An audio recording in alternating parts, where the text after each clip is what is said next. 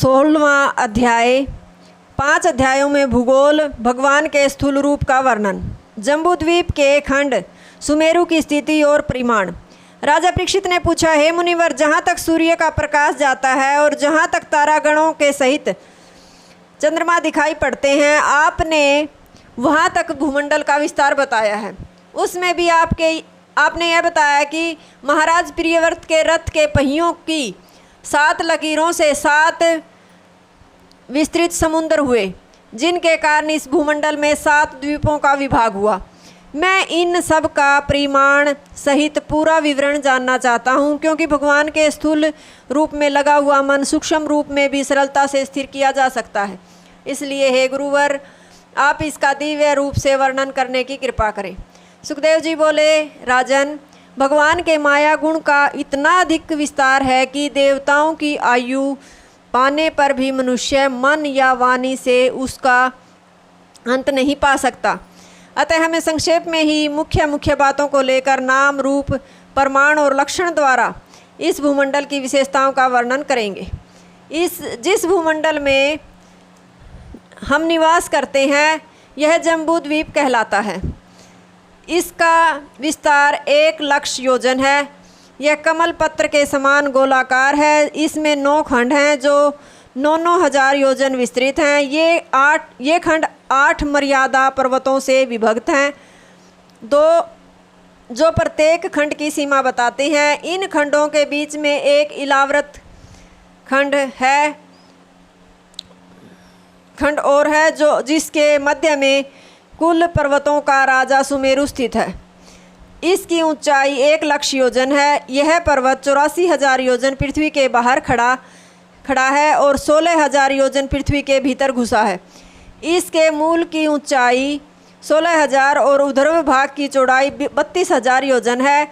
इलाव्रत खंड के उत्तर भाग में नील, श्वेत और श्रृंगवान ये 3 पर्वत हैं, जो क्रमशः रम्यक, हिरण्यमय और कुरु खंडों की सीमा बताते हैं।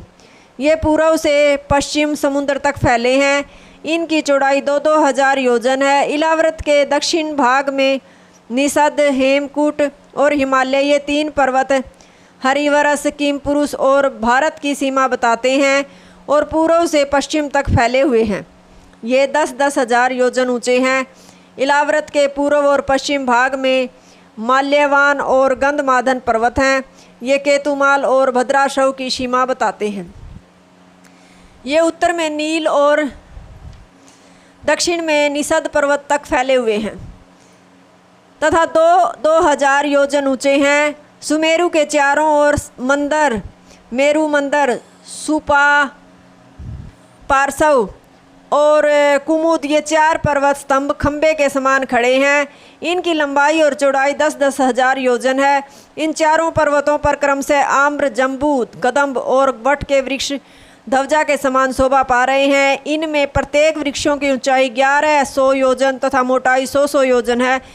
इन वृक्ष की शाखाओं का विस्तार 1100 योजन है। इन पर्वतों पर दुग्ध, मधु, इक्षुरस और शुद्ध जल के 4 सरोवर हैं। इनके सेवन से अनिमा आदि अष्टसिद्धियाँ प्राप्त होती हैं। इन 4 पर्वतों पर लोकपाल लोकों के नंदन, चैत्ररथ,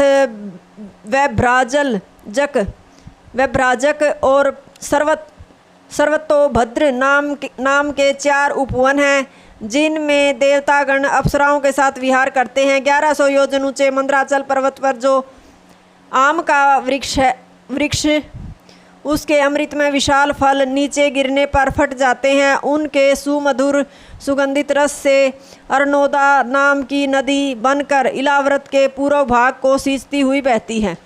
उसी प्रकार मेरु मंदर पर्वत पर स्थित जम्बू वृक्ष से गिरे फलों के रस से बनी जम्बू नदी दक्षिण भाग को सींचती हुई बहती है। सुपार्श्व पर्वत पर स्थित कदम वृक्ष से 5 मधु की धाराएं निकलकर इलाव्रत के पश्चिम भाग को सुगंधित करती हैं। कुमुद पर्वत पर स्थित वट वृक्ष से दुग्ध, दधि, घृत, मधु आदि के नद निकलकर इलाव्रत के उत्तर भाग को सींचते हुए बहते हैं।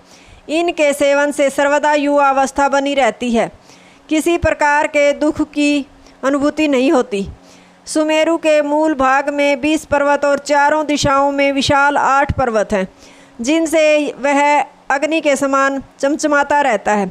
सुमेरु के बीच शिखर पर ब्रह्मा जी की स्वर्णमयी पुरी 10,000 योजन की है, जिसके चारों कोने सम हैं। इस पुरी का नाम मनोवती है।